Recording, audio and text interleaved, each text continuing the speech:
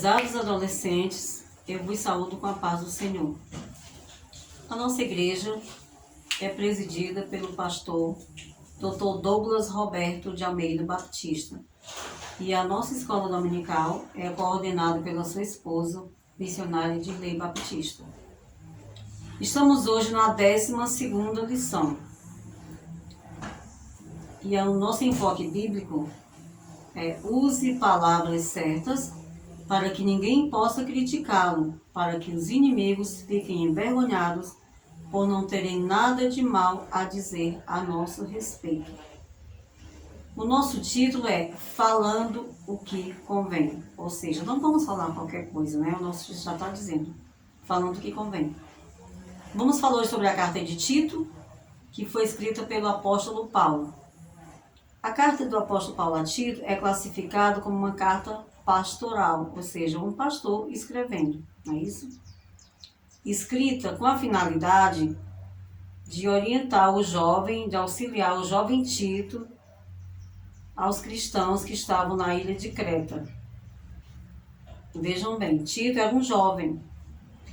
Ele precisava de recomendações, por quê? Porque Paulo já era uma pessoa madura no Evangelho, era uma pessoa vivida. E Paulo tinha gostado muito de Tito, achou ele um grande colaborador. Inclusive, ele deu testemunho de Tito. Ele falou o seguinte, que ele era companheiro fiel de trabalho. Ele afirmou isso em 2 Coríntios, capítulo 8, versículo 23. Ele é meu companheiro de trabalho, ou seja, ele confiou em Tito. Ele não poderia deixar na ilha de Creta, na igreja lá, qualquer pessoa. Ele tinha que deixar alguém que ele confiasse de verdade. Por quê? Porque na igreja de Creta havia se infiltrado semeadores de mentiras e discórdia. Pessoas más que estavam devastando famílias inteiras. Como eles faziam isso? Eles iam de casa em casa, com mentiras, com doutrinas erradas, com a finalidade de ganhar dinheiro. Paulo classificou essas pessoas como pessoas más. A única intenção delas era o dinheiro. Elas não pensavam na igreja. Elas não pensavam no bem-estar do rebanho. Não pensavam no crescimento do rebanho. Mas queriam se aproveitar da situação, se aproveitar da boa fé dos irmãos para ganhar dinheiro. Eles eram incapazes de fazer coisas boas. Falsos mestres, que Paulo relacionou eles assim, falsos mestres. Paulo recomendou a Tito que os repreendesse veementemente, que tivesse muita autoridade com eles, a fim de torná-los sadios na fé. Olha a preocupação de Paulo. Ele não descartou essas pessoas más. Ele não mandou Tito simplesmente eliminá-los. O que ele fez? Ele recomendou a Tito que ensinasse, que repreendesse com veemência, que chamasse bastante atenção deles, que fosse duro com eles. Mas para quê? Tinha uma finalidade, não era só jogá-los fora. Vejam bem. Para que se tornassem sadios na fé. Paulo tinha o quê? Uma grande preocupação com a alma dessas pessoas. Paulo pensou assim, eles podem ser recuperados, a alma pode ser salva. Então a finalidade de ensinar a Tito, ser muito veemente, era que essas pessoas viessem a se arrepender, viessem a deixar essas condutas más e tivessem a salvação da alma. Vocês acham, adolescentes, que há alguma coisa de comum entre o nosso tempo e lá no tempo de Tito? O que vocês me respondem? Eu afirmo para vocês que sim. A mesma coisa, existem pessoas más, pessoas gananciosas, falsos mestres, falsos pastores, que eles não pensam no rebanho, que eles não pensam na pregação do genuíno evangelho, que eles querem simplesmente ganhar dinheiro, eles querem se aproveitar da situação. A mesma coisa estava acontecendo no tempo de Tito. Eles enganam em nome do evangelho. E Paulo recomendou para que Tito tivesse êxito nessa missão, Paulo fez algumas recomendações. Ele recomendou que ele não se envolvesse em questões alheias, ou seja, questões que ele via que não tinham nenhum resultado, que eram pessoas que levavam só para mesmo fazer confusão e discórdia, que ele deveria evitar essas questões. Recomendou também que ele cuidasse da sua postura. Para quê? para que não tivesse motivo de ser envergonhado. Pode se preocupar muito com isso. Cuidado para que você não seja envergonhado. Recomendou muito, inclusive a ele, sobre a sua linguagem. Ele falou assim, ó, que a sua linguagem seja sã e irrepreensível. O que quer dizer sã? Vocês podem me responder. É uma linguagem saudável. Irrepreensível, uma linguagem que você vai falar e você não vai ser repreendido porque não falou nada de errado. E aqui deixa uma grande lição para nós. Assim como Paulo se preocupou com aquelas pessoas, que Paulo era um verdadeiro pastor, o nosso pastor também se preocupa conosco, com a igreja, com o crescimento da igreja, com o que acontece, com que envolvimento está tendo. Então, adolescentes, precisamos praticar os ensinos bíblicos. Nós não temos nenhuma desculpa. Eu falo da nossa igreja do Saara, não temos nenhuma desculpa. Por quê? Porque o nosso pastor, ele é um pastor que se preocupa com a igreja, é um pastor sincero, é um pastor que ele está agindo de acordo com a palavra de Deus. Então, nós temos ensinamentos. Nós não temos nada de, essa parte faltou na nossa igreja, essa parte aqui não tem. Não, nós somos completos. O nosso pastor, ele é uma pessoa que ele dá a doutrina completa e não absorve quem não quer.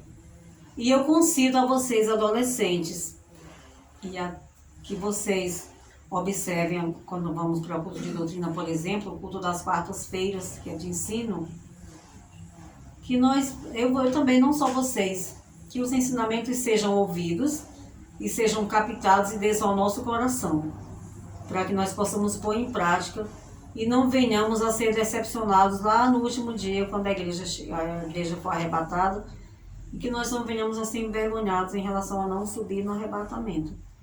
Precisamos colocar em prática os nossos ensinamentos bíblicos. E eu trouxe para vocês uma dinâmica interessante. Vocês estão vendo aqui, ó, várias bocas. Eu coloquei na ordem que nós temos a pimenta. Nós temos aqui uma cebola. Aqui é sal. Aqui nós temos o limão. E aqui nós temos mel. Vamos ver uma coisa. Como o nosso título é Falando o que Convém, por isso tem essas bocas aqui. Falando o que convém. A pimenta, ela representa pessoas que se comprazem em fazer fofoca, falar mal dos outros. A pimenta, tem pessoas que gostam da pimenta na comida, acham que vai melhorar o sabor e consomem. Só que a pimenta, ela arde muito, dependendo da pimenta, ela arde muito. Então, a fofoca, ela arde na alma. Ela é uma coisa que vai trazer muito prejuízo. Se uma criança coloca uma pimenta na boca, ela vai chorar, ela vai imediatamente querer beber água, se livrar daquela situação, porque é uma coisa muito ruim. Então, a pimenta está representando isso aqui, a fofoca. E a cebola, que eu falei para vocês o que é a cebola, representa pessoas que sabem falar coisas que ferem, que magoam, que entristecem. Se vocês observarem uma coisa, quando vamos cortar a cebola, na maioria das vezes a cebola arde nos olhos. Então ela está representando mágoa.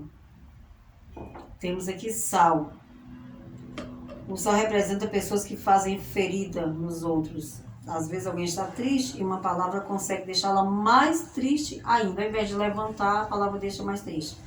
Se vocês tiverem qualquer ferimento, se vocês quiserem fazer essa experiência, que eu não recomendo, só para vocês saberem, e colocarem o sal, vai doer muito, muito mais. Então o sal tem essa representação aqui, de magoar. Nós temos aqui o limão. Olha aqui o limão. Temos o limão aqui dentro dessa boca aqui. O que o limão faz? Quem consegue chupar um limão como se chupa uma laranja? Alguém pode conseguir, mas não é tão agradável. Ele é bem azedo, né? Então isso representa o quê? Pessoas que vivem reclamando. Vamos lembrar lá do deserto. Quando o povo de Israel saiu do Egito, eles foram tiveram muita providência de Deus. Se a gente ler lá na história, quando no deserto, quando estava quente durante o dia, o que eles tinham? Eles tinham uma coluna de nuvem que refrescava, eles não passavam aquele calor do deserto. Quando à noite aquele frio intenso, eles não passavam frio intenso, tinham uma coluna de fogo que aquecia. E quando eles tinham falta de água, a água era provida para eles. Quando tinham falta de alimento, eles tinham o maná. Então eles foram supridos em todas as situações. E a Bíblia fala que as roupas dele não ficaram velhas e os sapatos não se romperam. Isso tudo foi providência de Deus, porque eles não passaram um mês no deserto, não passaram só um dia, não só passaram só um ano. Foram 40 anos. E no deserto, como é que você vai comprar roupa no deserto? Não tem como, né? Não temos loja no deserto, loja de nada. Então, o que eles levaram do Egito para lá, tudo foi conservado. Então, eles tiveram uma grande providência de Deus. E eles fizeram o que, na maioria das vezes? Eles murmuraram. Então, uma coisa que Deus não se agrada é da murmuração. Como é que vai entrar essa murmuração aqui na nossa lição de hoje?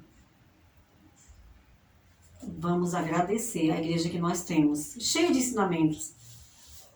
Então, nós temos motivo de sobra para agradecer a Deus. E, por fim, nós temos aqui o mel. Mesma coisa doce, agradável ao paladar.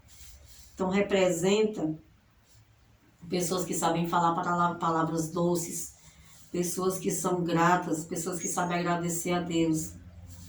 Então, vocês viram aqui todas essas coisas que eu mostrei, a nossa dinâmica, e que eu espero que vocês tenham absorvido um pouco, principalmente falando aqui também, os nossos jovens, por exemplo. O jovem atual, eles gostam muito de falar gírias, e a Bíblia não tem respaldo para isso. Por quê? Aí vocês vão me perguntar, mas aonde está escrito? Eu mostro para vocês onde está escrito, no livro de Tito. Linguagem sã e irrepreensível. Se você fica falando gíria sempre, a sua linguagem não está saudável.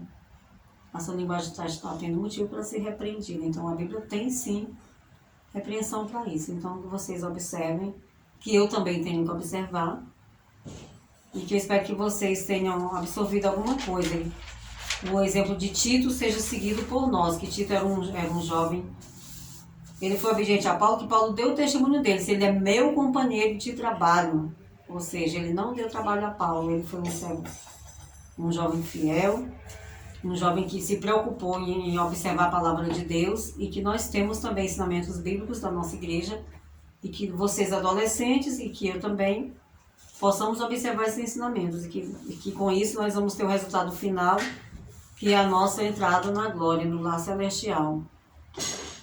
Porque, como falei para vocês, que o tempo de Tito também é comparado ao tempo de hoje. Temos também as mesmas maldades, temos falsos mestres, falsos pastores, pessoas enganadoras, que semeiam o mal, querendo dinheiro. Tito passou por isso. E pastores também, fiéis, passam por isso. Inclusive, o nosso pastor é um pastor fiel.